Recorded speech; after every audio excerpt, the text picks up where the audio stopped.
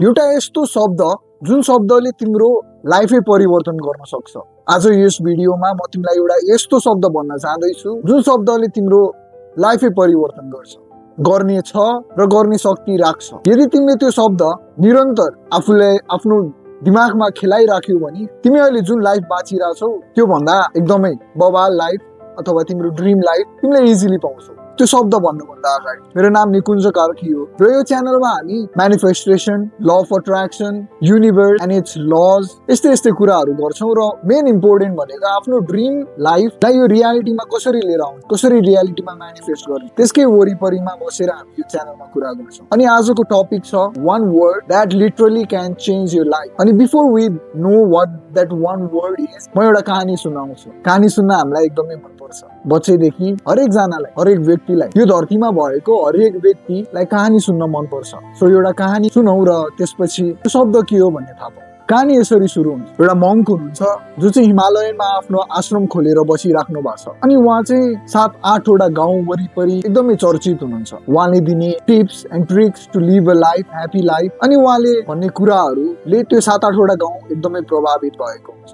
त्यो 7-8 वटा गाउँ वरिपरिबाट हरेक मान्छेलाई त्यो मङ्कको बारेमा थाहा हुन्छ। त्यो मङ्कले दिएको एउटा यस्तो शब्दले गर्दा त्यो 7-8 वटा गाउँ एकदमै प्रभावित भएर 7-8 वटा गाउँमा भएका मानिसहरू आफ्नो जीवन खुसीका साथ व्यतीत गरिरहेका हुन्छ। र केही समय अगाडि त्यो आश्रममा 7-8 वटा गाउँ बाहेक 9th गाउँ, त्यो गाउँबाट एउटा मान्छे त्यो मङ्कको बारेमा थाहा पाएर त्यो आश्रममा आउँछ। जो मान्छे त्यो आश्रममा आउँछ उसको लाइफ एकदमै डिप्रेस, उसले आफ्नो परिवार गुमाएको हुन्छ, उसले आफ्नो धन दौलत जे जम्मा गरेको थियो जीवनमा त्यो सबै गुमाएको हुन्छ। हरेक कुरा गुमाइसकेपछि मानिसलाई के हुन्छ, म किन बाँचिरहेको छु, म बाँचेर कामै छैन भन्ने स्थितिमा पुगिसकेको मानिस हुन्छ त्यो। र त्यो मानिसले मङ्कको बारेमा थाहा पाउँछ र मङ्कको आश्रममा जान्छ र मङ्कको आश्रममा गएर मङ्कलाई भेटेर आफ्नो कहानी मङ्कको अगाडि राख्छ। र मङ्कलाई तपाईँ त यो 7-8 वटा गाउँमा एकदमै प्रख्यात हुनुहुँदो रहेछ, तपाईँकै कारण यो 7-8 वटा गाउँका मान्छेहरू एकदमै खुसी भएर आफ्नो जीवन यापन गरिरहेका रहेछन्, के तपाईँ लोन दिनुहुन्छ भने मलाई केही अमाउन्टको लोन दिनुहुन्छ त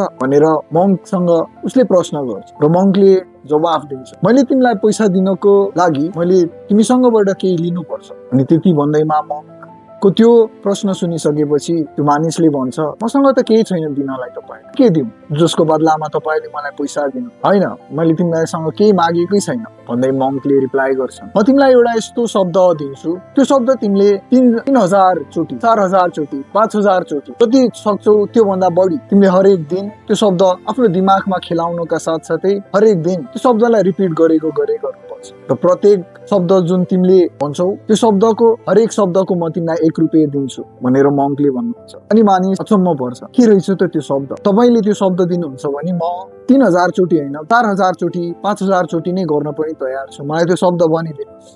तर मैले त्यो शब्द भनेको छु, यति चोटि रिपिट गरेको छुइनँ भनेर तपाईँले कसरी थाहा पाउनुहुन्छ भनेर प्रश्न गर्छ उसले मङ्कलाई। अनि मङ्क हाँस्दै भन्छन्, यो शब्द तिमीले 1 महिनासम्म गर्नुपर्ने हुन्छ, 1 महिनापछि मसँग आऊ तिमी, अनि त्यसपछि मैले आफै थाहा पाउने छु कि तिमीले त्यो शब्द कतिचोटि रिपिट गरेका छौ र छैनौ भनेर। यति भन्दैमा मङ्कले त्यो शब्द उसलाई भनेर त्यहाँबाट बिदाई गरिदिन्छ र ऊ आफ्नो घर फर्कन्छ। र हरेक दिन ऊ 5000 चोटि त्यो शब्द भन्छ र यसै गरी समय बित्छ र 1 महिनापछि ऊ त्यो मङ्क भए ठाउँमा फेरि फर्कन्छ र ऊ फर्कन साथ मङ्कले बुझिहाल्छन् यो मान्छेले मैले भनेको शब्द रिपिट गरेछ र यसको जीवन परिवर्तन भइसकेको छ भन्ने मङ्कले आफै बुझ्दछ। र त्यो मानिस मङ्कको अगाडि गएर हर्षित हुँदै धन्यवाद भन्दै उसको पाउ समातेर धन्यवाद ज्ञापन गर्छ र पछिल्लो महिनामा भएको जादु घटित भएको कुराहरू मङ्कलाई विस्तारमा सुनाउन थाल्छ र मङ्क र ऊ खुसी हुन्छन् दुवैजना। अब तपाईँलाई लाग्न सक्ला त्यो शब्द के चाहिँ रहेछ, अब म भन्दैछु त्यो शब्द के हो। त्यो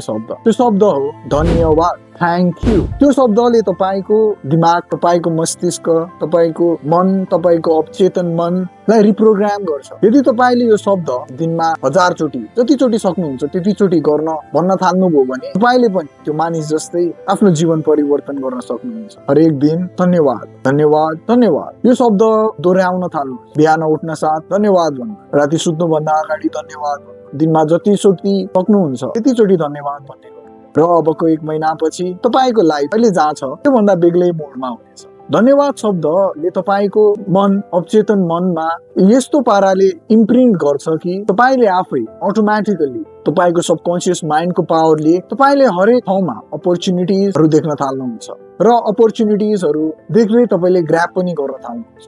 त्यसरी नै तपाईँको लाइफ चेन्ज हुन्छ। त्यसकारण धन्यवाद यो शब्द आजदेखि जति सक्नुहुन्छ त्यति रिपिट गर्नुहोला र आफ्नो जीवन परिवर्तित भएको आँखा अगाडि हेर्नु।